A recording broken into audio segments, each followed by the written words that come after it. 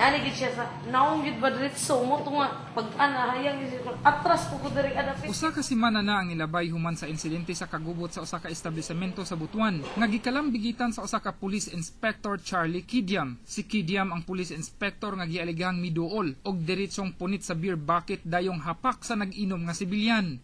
Oh, nakakita gyud ko kay diri aragog ko dapit adto nga side niya diha tong gibunalan tapos ang katong lalaki nga ni Duol, opisyal lagi daw tumutoy ni bunal, giana gid niya pagbunal sa kuano bakit. Ni Duol siya, binawag kailan niya.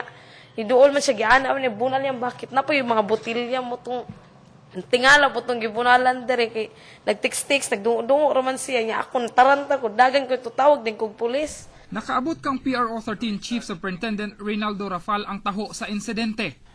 This is a very unfortunate incident. He's a new inspector.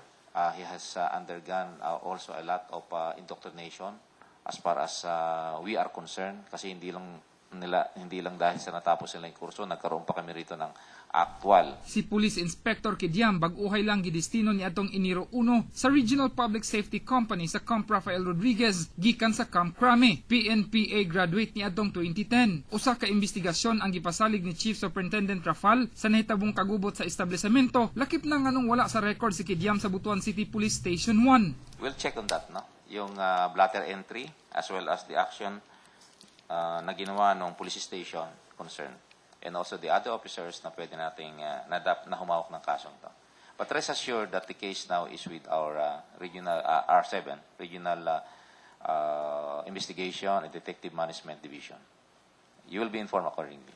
Wala pa'y pahayag ang PRO 13 kanung sa unya mugawas ang resulta sa investigasyon. Rog Cultura, Patrol sa Caraga.